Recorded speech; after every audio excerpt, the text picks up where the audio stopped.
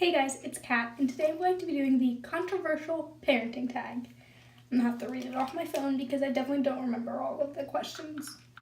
Okay, so there's 14 of them, and I'm going to tell you my stance on them. Number 1, pro-life or pro-choice. This is a very controversial one. Personally, I would never get an abortion, no matter what the situation. But I wouldn't judge someone who did either because I'm not them. I'm not in their shoes. I don't know how they feel. But I would prefer them not to, I guess. But I just don't think it's my place to judge. Whether I agree with it or not is irrelevant. Number 2, baby wearing. Why is this controversial? Maybe because it can spoil your baby? I've read things that it's not actually possible to spoil your baby, but I don't know, I'm back and forth on that. But I love baby wearing because, well, you see how content she is? She wasn't content till I put her in this. And I don't care if she becomes clingy for the most part because I'm clingy to her. And honestly, since I've stopped breastfeeding, I felt kind of disconnected from her, and this makes me feel more connected. Number 3, circumcision. I don't know because I have a girl and didn't want to have to make this decision or think about it at all. I've gotten some backlash for me saying that I'd let that be her dad's decision. It's because I have a daughter. I would let that be the dad's decision, but it's just because I really don't know. I've seen the comparison of why a female would know, but no, I still wouldn't know because I don't have what it is. If I were to have a boy, I'd probably just do a lot of research on it, but because I have a girl, I didn't. So I don't know. I don't judge people that do or don't. It doesn't really make a difference to me because you're the parent and that's your decision. I know they say it's let babies wait. I've heard it both ways, but that's why this is controversial. I don't know why the baby wearing is, but. Number 4, adoption. Why is this controversial? I guess I'm pro-adoption because what's wrong with adoption? I guess maybe putting your baby up for adoption, that would be what the controversial thing is. Personally, again, I wouldn't.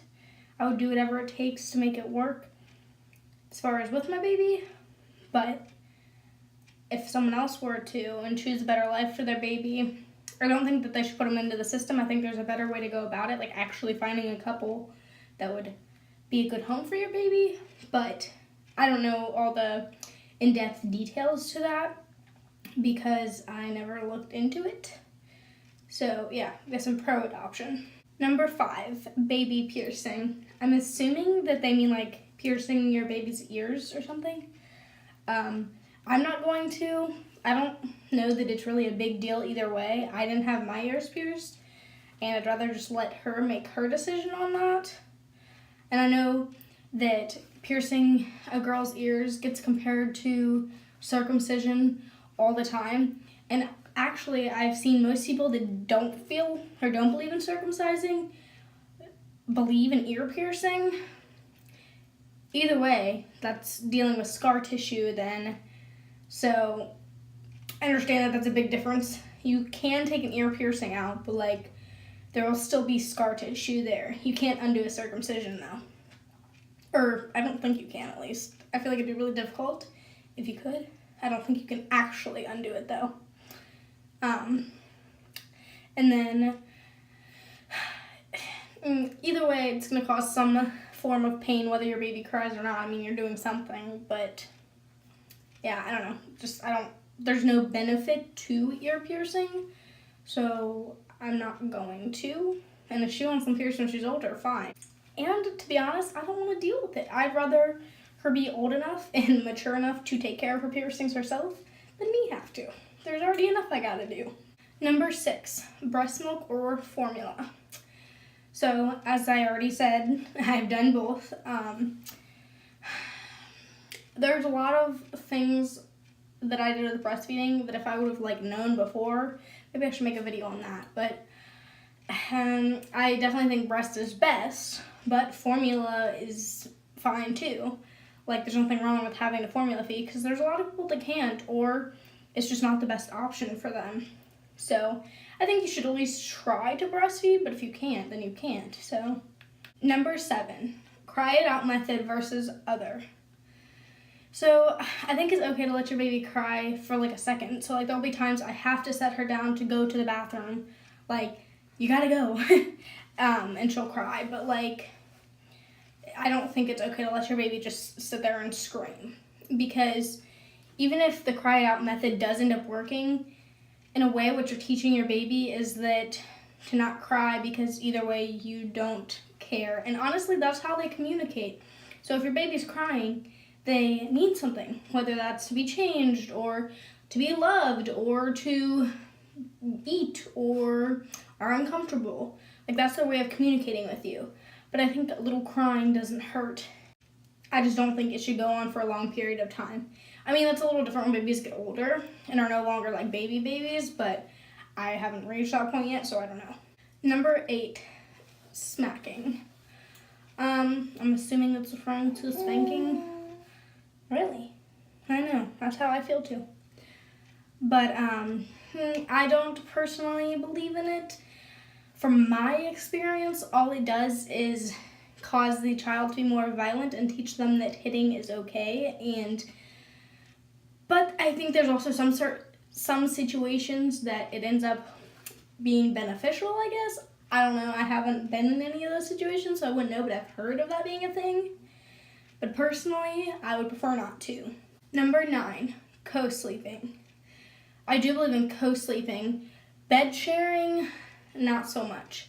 Like, maybe when she's older and I don't have to worry about her being suffocated or like blankets. Like, you're not even supposed to put blankets with babies, but yeah, bed sharing. Me and her father are both pretty heavy sleepers, so we do not bed share, but we do co-sleep. She's in our room and she's right next to our bed. And actually, her crib will be in our room until she's at least a year old. And honestly, that just makes it easier for the night feedings and stuff. Number 10, home versus public versus private versus charter schooling. Is charter like vocational schools, I'll assume? Obviously, I'm not entirely educated on all these topics, and yeah, well, it is what it is. But I did online schooling, which is homeschooling, a type of homeschooling. I would never completely homeschool her because I'm not educated enough, as I've just made very clear.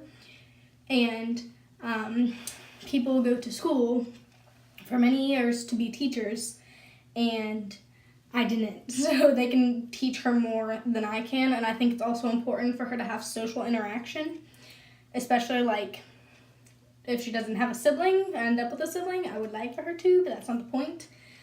And so yeah, but if later on she wanted to do like online schooling, I'd be okay with that, I'm pretty sure, because I don't know, I think that's up to her if I think she's responsible and if she thinks she's responsible enough to do it, because with online schooling, it takes a lot of like self-motivation. No one's going to force you to like do your schoolwork, whereas like at school, if you're sitting there, you can get in trouble for not and have like detention or whatever else, or have issues with bad grades. I mean, if you don't do your work, obviously you're going to have bad grades, but the consequences are a bit more severe in a public school. I'd prefer her to do public school. I like the idea of private schools to an extent, but I do not like the private schools around us, and I doubt we'll have the money for that. And I don't know. That's kind of like, I'm not against them, but I went to public school and there's free education for a reason. I'd rather just, take advantage of that. But then if she wanted private schooling, or there ended up being an opportunity where there was a good private school, not that the one around us is bad, I just don't prefer it. It doesn't have as many options as I'd like it to. Then I would think about it. And then charter school, I'm going to look it up if that's vocational school. So it says that charter schools can be a physical school building, like brick and mortar, or online schools. And it can be a career technical education program. So if it is like any of those and that's what she wanted to do, then so be it. I went to a vocational school for a short period of time and I loved it. It didn't end up working out, but I'm not going to get into that. But yeah, so if she wanted to, I think it's a great idea. I'm actually very supportive of that because it gets you some sort of education cheaper than college, and a lot of the times certain of things within those vocational schools are needed more than some, I don't know how to say this without it being offensive. Like, college isn't for everybody, and so I think going to a vocational school gives you a nice backup. I know that sometimes I've been told that colleges may look at vocational schools as taking the easy way out of high school, but really, that's not necessarily true. You also can do college courses sometimes through those vocational schools and get college credit for it, or you can take actual college courses instead, whatever. It depends on what path you're wanting to do after college or after high school. And so, I don't know. I think if you're not trying to go to an elite college, it's probably not that big of a deal. And from my experience with different colleges, they don't care. All they need is like your GPA and your money. Number 11, vaccinations. So I do vaccinate her, but I have not done a ton of research on it. From what I did try to research, it made my brain hurt. I don't really know a lot about it, and I talked to people who do know more about it and have done more research on it that aren't going to be biased about it. And I do personally choose to vaccinate her because they know more than I do, and I trust her doctors. And her doctor's office do like more spacing out of the vaccinations, so she only gets like 2 or 3 at a time instead of like 5 or 6, which is really nice because then we don't have to like completely overload her with them at once. I do understand that there are a lot of concerns with vaccinations, but I was a premature baby and ended up having vaccinations and I'm fine, so, but to each their own. Number 12, medicating children. I mean, if she needs it. I mean, I don't think she should be overly medicated, but if she needs the medication, then she needs the medication. Number 13, cloth versus disposable diapers. We do both, but cloth diapering is not easy and it takes a lot longer to get a hang of it, and she's not breastfeeding, so that makes cloth diapering even harder. Every time I've cloth diapered, luckily she only peed in it, so that wasn't that big of a deal. But since she's not breastfed, you can't just like, it's not water soluble, I think is the word.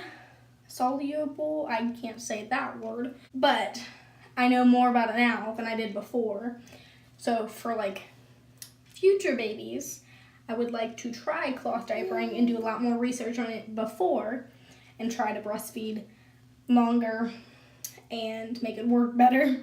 And lastly, number 14, store-bought baby food versus homemade. I don't know. I mean, I don't know why this is a controversial thing because different things work for different people and different babies. I mean, I don't know exactly how we're going to go about things, but I guess I probably prefer homemade. If you know what you're doing, I think homemade probably is better because you know what's actually going into the baby food, but I don't think store-bought's that big of a deal either. I mean, you should probably watch what it is and what they're putting in it and things like that, but other than that, I don't think it's that big of a deal. So yeah, I hope you enjoyed this controversial parenting tag in the perspective of a teen mom. Thank you so much for watching. Bye!